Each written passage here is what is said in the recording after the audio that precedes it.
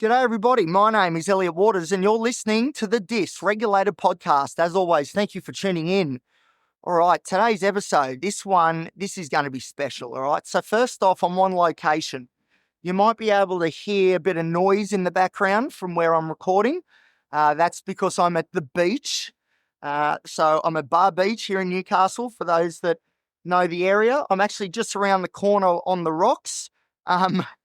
Which is a great spot to be. It is a little bit, I guess, dangerous when it's 10 o'clock at night like it is right now. But it's a beautiful evening. It's still like 30 degrees. And I just had this feeling, I wanted to go back to one of those spots where I've done so much deep thinking, and I want to see what can come up and what I can get out of my memories of being here and all questions about life that I've asked. So I am sitting on the rocks. The tide, it appears, is coming in. So I've got to keep an eye on that. And the waves may get louder as they get closer, like just then. Anyway, this is all part of the fun, this is exciting. But this is what I used to do quite a lot. I used to do this a lot, in particular when I was in relationships, in particular, again, even more so when the relationships were starting to go south, when things were not going well, when the writing was on the wall, and I knew that I was in dangerous territory and the relationship was as well. And unfortunately, often it was me sitting here with that truth and having to deal with that reality, and also understanding that there's this pattern that seems to have kept going around and around, especially my later relationships. I'd be sitting here thinking, my goodness, this has happened again. How is this happening again? And I can tell you why. I know now. I didn't know then, but I do now.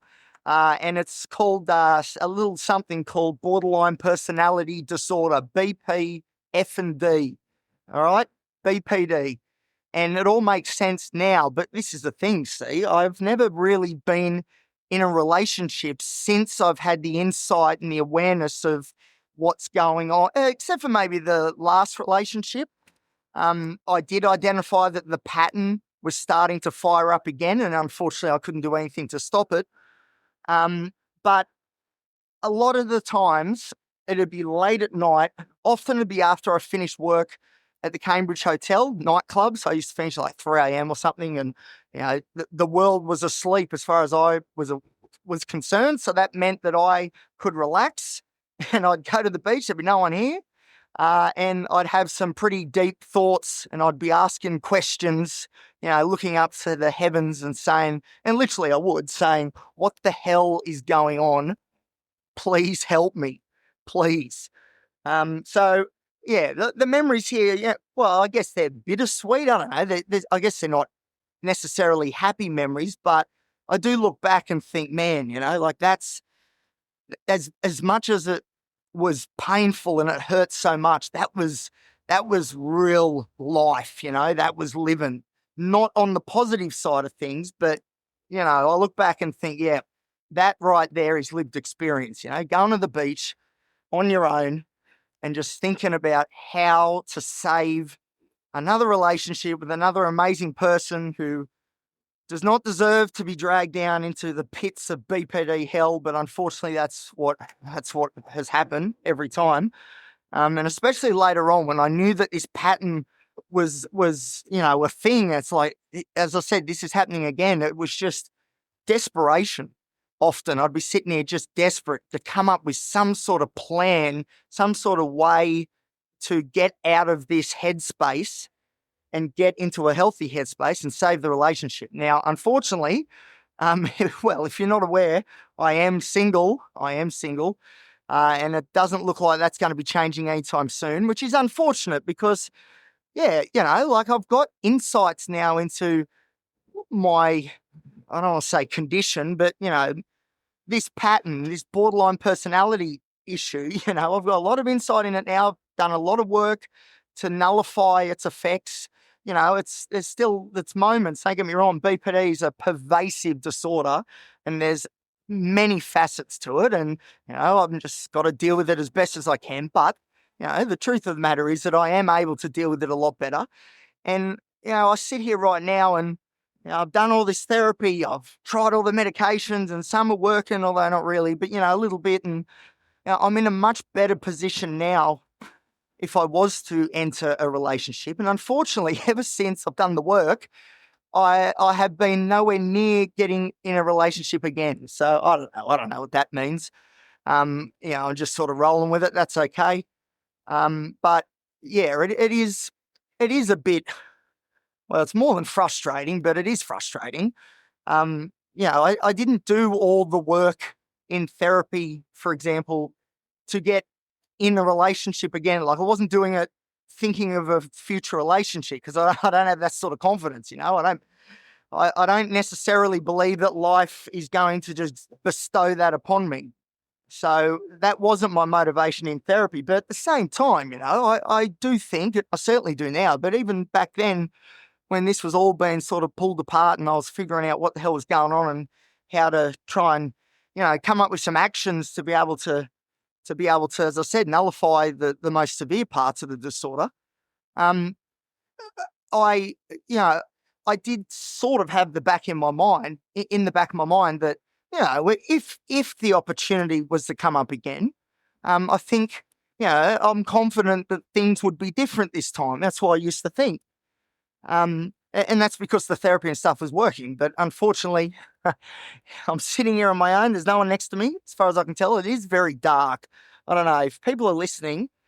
If people are listening right now, listen to the podcast. All right, give me the downloads. Anyway.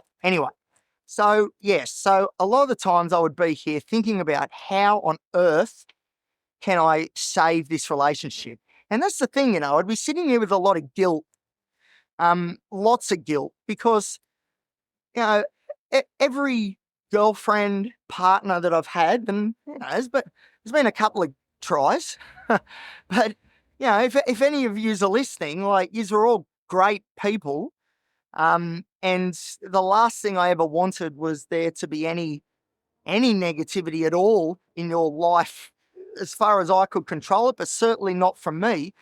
And I knew that I was unfortunately dragging people into the BPD hell with me, which unfortunately is such a classic sign of BPD. This is the thing with borderline personality, right? This is why, well, there's a lot of reasons why it can be so devastating, but it is the disorder that affects the people around the individual who's got it the most. So it's the people that you care about that get hurt the most by BPD, along with yourself. But it's that guilt and shame knowing that you're hurting the people you care about, but also knowing that you don't have an answer to what's going on, and it's sort of, you're just going along for the ride. It's a terrible, terrible disorder, and the guilt and shame that comes with it, it's just horrendous. Like I couldn't pick what's the worst part of BPD because I'll tell you, it's all pretty horrific. In saying that, though, very quickly, it is treated the DBT, dialectical behavior therapy, which is the gold standard for BPD, does work very effectively. So I just want to say that this isn't. It's not like there's no hope here for people suffering from borderline personality disorder, because that is not true. Actually, it is by far, when out of the personality disorders, it has the best prognosis if therapy is engaged with. So there you go. I just want to say that. But until you have the tools and a bit of insight into these things, you just don't know what's going on. But all you know is that you're not trusting of your partner. There's these red hot emotions going, and often it's dysregulated. Again, that's why I call this the dysregulated podcast. Classic BPD is you go from absolutely loving this person, like idealizing this person, to then almost complete hatred. And unfortunately, you tend to let them know about the hatred. And a big part of it is attachment issues. And, I don't want to waffle on too long and get off sort of track here, but BPD's got so many facets to it. I have done an episode on borderline personality disorder, but I feel like I could do an updated version, and I may do that. But Yeah, again, my ADHD is kicking. I can't remember what I was saying, but yeah, BPD.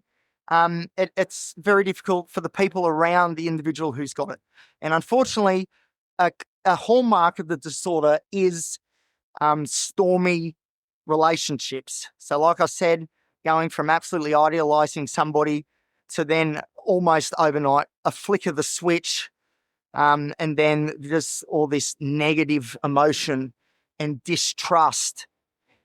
And accusations of things like cheating, for example, is common. That comes with it. Unfortunately, that's happened with me too.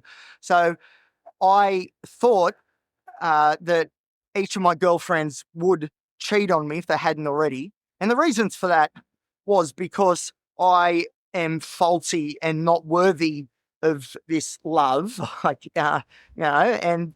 And so the way the BPD was telling me was like, look, you're defective, mate. You're defective, right?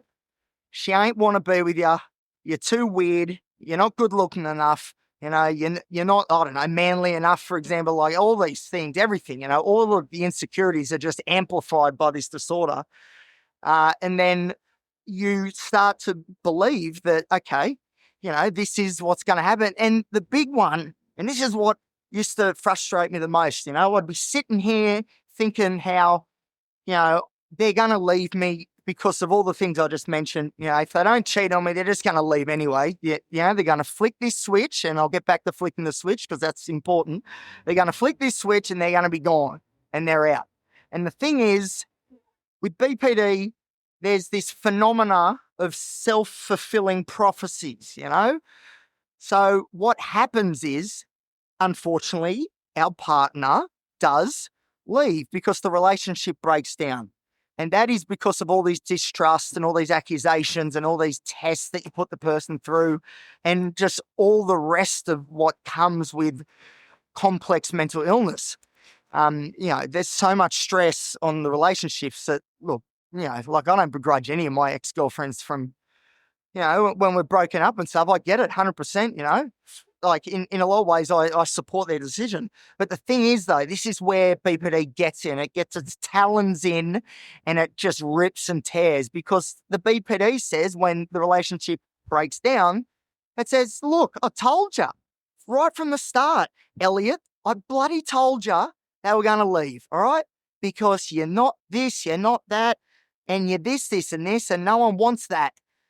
And then you start, and without the insight and therapy, for example, if you don't have the insight, you believe what the BPD is saying. Of course you do, because it's right. They did leave.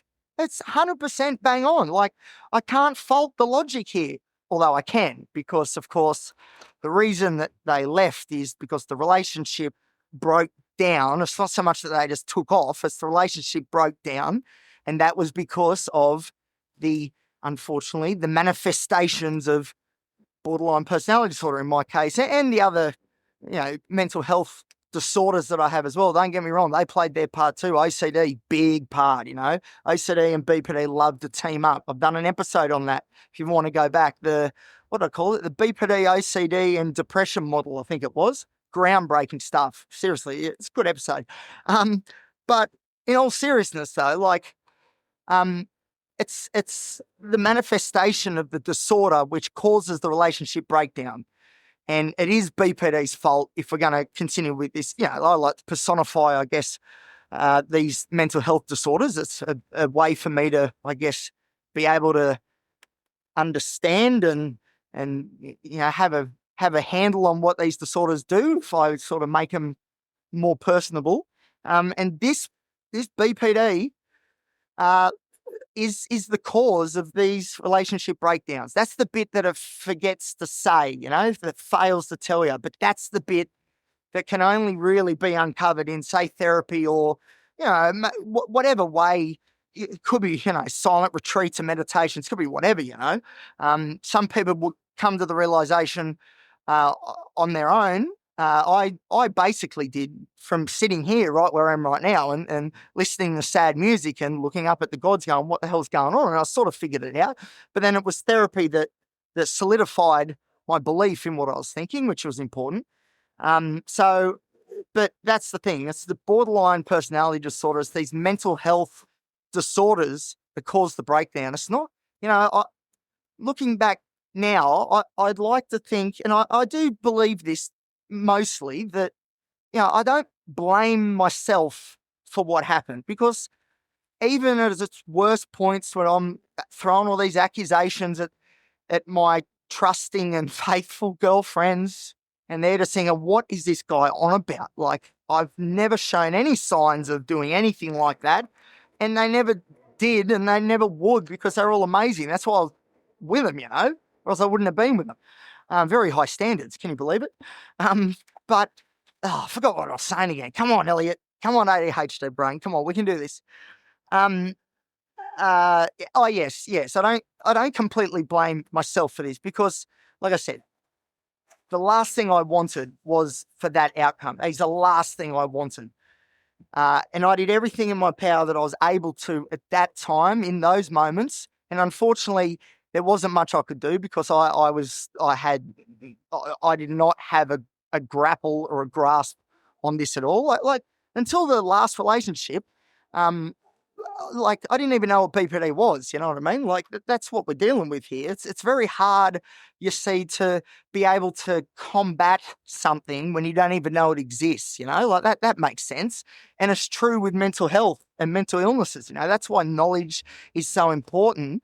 And insight is so important, because you need to know what's going on, so then you can fix it, and yeah, external sources like therapists and friends and family can certainly help with that as well. But and what I've found is that most people, and myself, I definitely am one of these people, I knew within, I knew what was going on. I just needed someone to give me the confidence to believe in it, and then actually structure, a bit of a framework around all this, and then figure out, righto, let's actually conceptualize what's going on here. And then, being diagnosed with BPD was great for that, because it's like, all right, now I know, I tick every box, which I was to be honest, I was sort of happy about, because that was like, all right, this is solid now. This is it, now I can attack it with everything I've got. And that's what I did. The problem was, though, it was too late for all my relationships. So I try not to blame myself too much, though, because the self, this, not the bit that has been distorted, by the tumor that's BPD, like the self, the me, the last thing I wanted was for any of those people to get hurt like they did.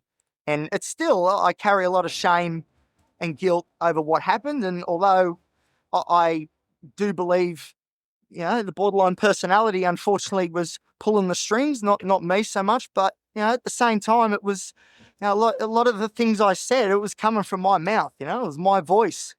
It was, it was me. Even if it wasn't me, even if it was like I was possessed, it was still me. And geez, I'll tell you what, these waves are getting closer. I'm just having a look. Oh, I can still make it back. Nah, all good. But what was I about to say? Oh, yeah. One last thing about being possessed. I remember there was a time I was sitting here again. Actually, no, it was at Newcastle Beach, but similar, circumstances. So I'm sitting there, and I knew the things were bad that night. I'd worked at the Cambridge Hotel at the nightclub, and I was triggered the whole time. I hadn't slept much. I finished like 4 a.m. and I was just absolutely cooked, and my BPD was just going, right? And my girlfriend at the time, who actually lives in another country, is from another country. So there was a distance thing was the first complication. And then the BPD on top of that, like, there was never a chance in hell, unfortunately. But, gave it our best shot, and it's still sad that unfortunately it all fell over. But it is sad too, because I remember this particular time I finished work, as I was saying, and I was cooked, and I got on the phone, and it was 4 a.m. here, but it was night time. It was during the day over there in South America. And I remember just going for it, and just accusing her all this. So I remember, like, I spoke for like an hour straight. She didn't say a word. I just kept going on and on and on. And she stayed on the line because she was worried that if she hung up, what I would then do. So she copped all the abuse, you know, and these accusations and me saying, I know you're going to leave me, or you're already cheating on me with some, South American guy, that I'm picturing in my head. I can see it happening, and an episode I'm doing soon will be retroactive jealousy. And this ties into this story very well, actually. But I can see, her cheating on me over there, because that's how strong the grip of BPD was on me. And so I'm saying all these accusations as if I'm watching it live, Like, essentially, it was a psychotic break. It was a psychotic break. And thankfully it didn't go all the way, but it was bad. It was bad. And I remember sitting there, sitting here, and I remember thinking, Elliot, mate, you got to pull the handbrake up. You got to stop. If you don't stop with these accusations and all this crap that you're talking about, like, she's gone. You got to stop. I remember eventually we hung up, and I walked over right where I am now, and I got a stick. I found a stick on the sand. So I'm on the beach, right? And it's 4 a.m. It was like 5 a.m. at this point. The sun started coming up. And I grabbed the stick and I walked towards the water, and in the sand, I drew a line. I drew a line in the sand, and I looked to the heavens, and I wouldn't say I'm super religious. I think there's something more going on that we humanoids don't understand, but either way, I prayed to whoever was listening. I was looking at the stars, and I was just like, please. And it wasn't even so much, please do this for me. It was, please help me so it helps her, because she doesn't deserve any of this. She's an angel. And I knew that if, this had been going on for a little bit, unfortunately, and this is a story I'm going to have to tell in full, because it starts overseas. It's a huge story. But this particular night, I drew this line in the sand. I prayed. I looked to the gods, and I made a conscious, decision. I said, right, that's it. No more. It's not happening again. And you know what happened? The following night, it happened again. And this is what I mean. Like, I'm drawing lines in the sand.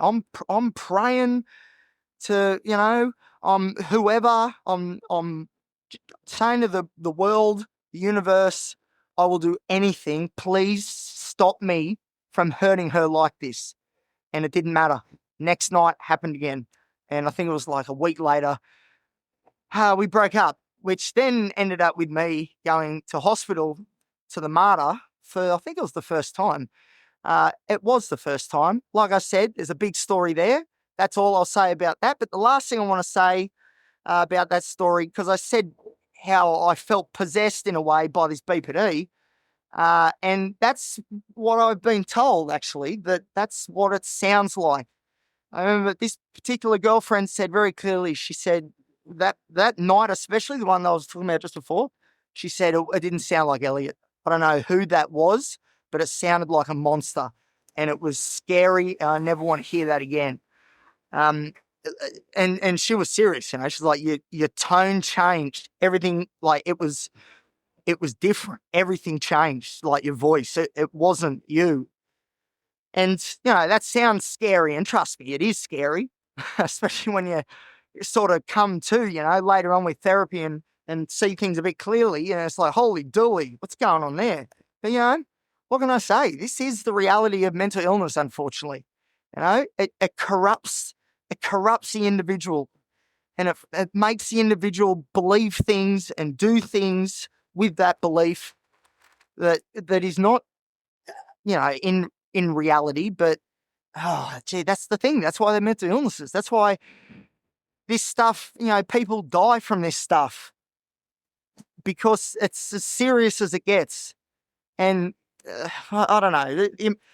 It just sucks, like the amount of times I've sat here just wishing that I could sort myself out, find my twin flame, and live happily ever after. Like, unbelievable. And the amount of times that I've sat here as I thought my twin flame, the flames went out, and I'm sitting here thinking, God, how do I fix this? What do I do? And like I said, like now I have insight, I have awareness, I have the tools in my belt, I've got experiences and I've got, I've done the work. That stuff ain't happening again. But typical, once I feel like I'm, in a position where I can offer somebody the world, my world at least, everything goes dry. It's unbelievable how that typical. You got to laugh. It's either that or you cry.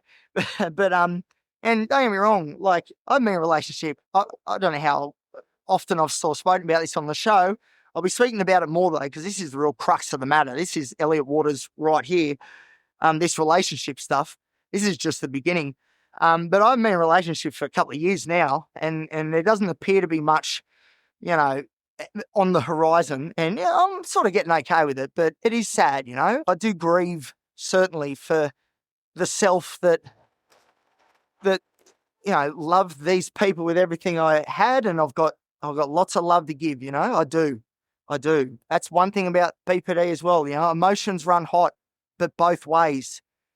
And yeah, it's just I do feel sad for myself that perhaps my chance that has unfortunately been and gone, and and there's been all my relationships, especially the one I was just talking about, that was special, but they were all special in their own way, but they were all cut short because of mental illness, and that's the reality of it, and that's what people deal with. I've met people in hospital, in psychiatric wards, and we're talking about how, I've done an episode on this too, the fear of loneliness. That time, for example, when I was at Ishmu, James Fletcher Hospital on the ward there, and we went around the room. I've done an episode on this. I highly recommend listening to it because it's a beauty as well. They all are, come on. But when we all said that our biggest fear was dying alone and being lonely, and it breaks my heart because, it's unfortunately, that's going to be the reality for a lot of us that were in that room that day. And maybe it already is for me. I'm not sure. So anyway, I'll tell you what though, if you were a potential partner for Elliot and you just listen to this episode, I don't know how you'd be feeling. I'd like to think that you would be like, Elliot's pretty fair dinkum, he's pretty genuine and honest. Like this is rare, and it is rare. I can understand though why people would maybe get a bit frightened. But I'd like to think that the fact that I've done the work, like things are different, and I know they are. It's just, but I'm not forcing these things. It's all right if I have to sit here, and think about things, and that's all right. I can do that. That's fine, and I'll record more episodes while I'm sitting here. Maybe when the tide's not so far up, because I'm going to have to scoot in a minute so I can get back to the pavilion and get back to the car. But yeah, so there you go. So that's just some of the stuff, some of the things I guess I've been through and thought about while sitting here and sitting at different locations here in Newcastle at the different beaches. And it's this place, Newcastle, as a it'll always be home. It means everything to me, this place. It does. Future Lord Mayor. But man, there's been some tough times here. There's been some real, I drive around Newey and, I try not to do this, but often I'm like, oh, there was a phone call there was a breakup there, there was a suicidal ideation. A lot of that happened there. And, so it'd be nice if a few more happier memories could be made around here. But, if I've got to do it on my own, that's all right. I'll do it. All right, so that'll do because, like I said, I've got to sort of get across before the tide comes all the way up. It is beautiful though. Man, it's hot. It's hot. I'm sweating, but this sort of talk, these topics get me going, This is what gets the emotions running. And like I said, my emotions run pretty hot. So, it's good. I enjoyed that. What I was going to say before I do go, though, is that if you haven't seen yet, Dysregulated Daily is it's going, it's on, it's happening. I'm doing videos on Instagram, Facebook, and YouTube. So search for the Dysregulated Podcast on those platforms and you will find all of the amazing content, including the Dysregulated daily videos. So you can get some insights, some just about real-time insights into my life living with complex mental illnesses, the good and the bad. So the videos, they've been fun. People seem to have been enjoying them, which is good. I'm trying to come up with things and ways to, talk about how things are in a way that's entertaining and sort of fun, but at the same time, it's serious stuff, And the bad days, when the real bad days come, I think I've said here on the podcast, there's going to be days I'll be in bed and the video's just going to be me saying, look, today's not the day. That's it. But I'm enjoying it. So hopefully it offers some extra insights into what it's like living with mental illness, and maybe some people will listen to the videos and go, oh yeah, I had that happen too. That's just like me. Because at the end of the day, we're all going through stuff, and there's a lot of us who are going through mental illness. And I really want to get that point across that, you're not alone, because at the very least there's me, and you can watch the videos and it'll show you that I'm in the trenches with you. Don't worry about that. But so the videos have been great. So give them a watch. That'd be great. And check out all the other stuff on social media I've been doing. And there's a bit more coming up. So stay tuned. Thank you for listening, everybody. If you've made it this far, you've done really well. And I thank you so much. So thank you from the bottom of my heart. I do appreciate every listener. I do. So if this resonated with you, if this strikes a chord, feel free to reach out. If you're one of my ex-girlfriends and, you want to give it another go, I'd say you're mad, but, let me know. See what's... all right, look, very quickly, most of my ex-girlfriends have now moved on and are married with children, which is great. And I'm so happy for them. So I just want to make that point. I'm only joking. Anyway, all right, that'll do from me. Thank you for listening, everybody. I've got to go before I drown. I better go. See you later. Bye-bye.